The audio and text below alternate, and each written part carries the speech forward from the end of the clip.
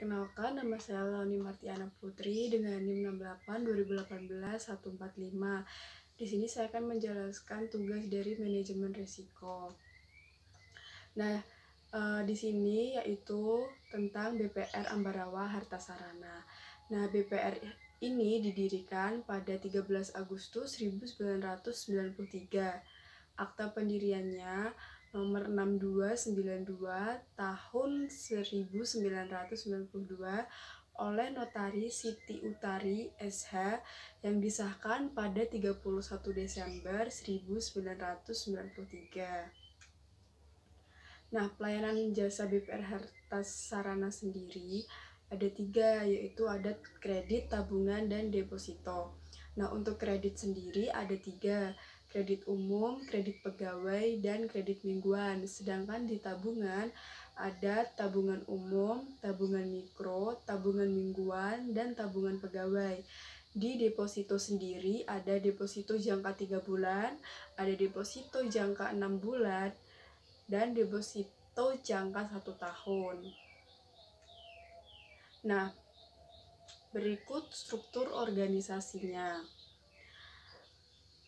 Kemudian kita lanjut ke skenario pertama, yaitu skenario 1 itu seorang nasabah baru ingin membuka rekening tabungan namun tidak membawa atau lupa membawa berkas yang lengkap. Untuk risk identification-nya yaitu risk cause-nya tidak membawa atau lupa membawa berkas lengkap. Risk event-nya memberi teguran atau meminta nasabah pulang mengambil berkas lengkap agar bisa diterima. Nah, untuk sumber risikonya itu eksternal dan kategori risikonya itu K3. Kemudian selanjutnya itu kode risiko itu risiko nasabah. Kemudian akibatnya terjadi perlambatan atau penundaan sementara saat membuka rekening tabungan baru. Kemudian risk owner-nya ada teller, unit kerja terkaitnya, kabak operasional.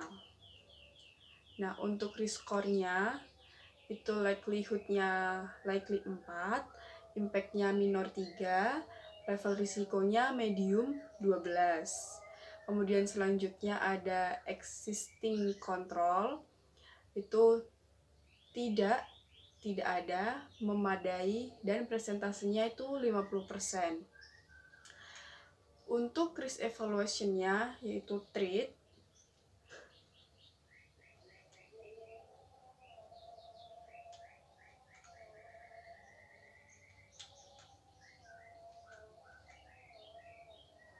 untuk risk evaluation-nya itu treat.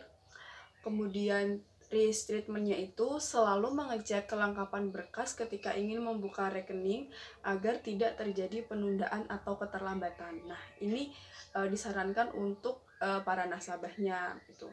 Kemudian skenario 2, seorang nasabah yang akan membuka rekening tabungan alamatnya tidak sesuai dengan KTP yang berlaku. Untuk risk identification-nya itu risk cause-nya ada nasabah pindah tempat tinggal, belum mengganti KTP. Risk event-nya itu memberikan surat keterangan dari RT RW bersangkutan dari nasabah tersebut.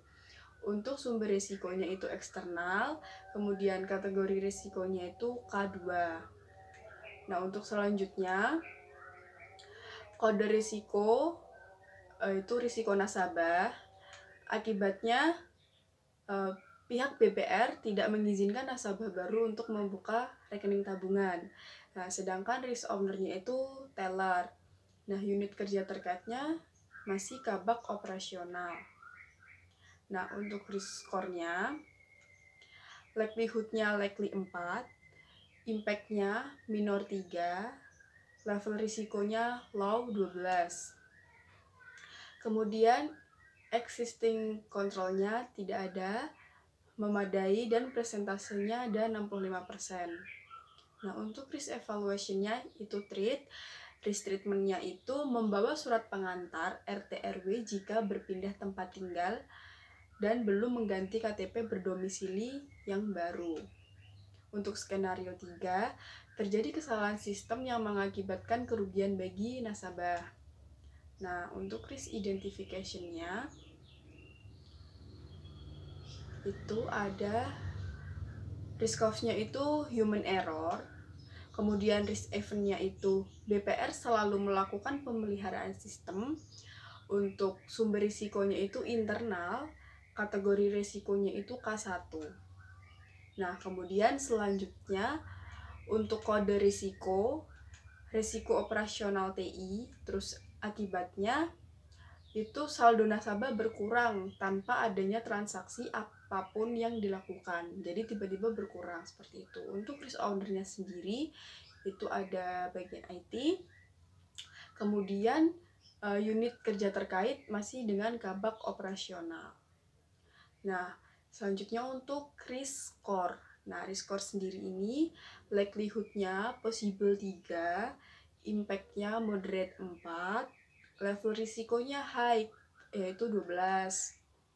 Untuk existing control itu ada, terus belum, dan presentasenya itu ada 40%.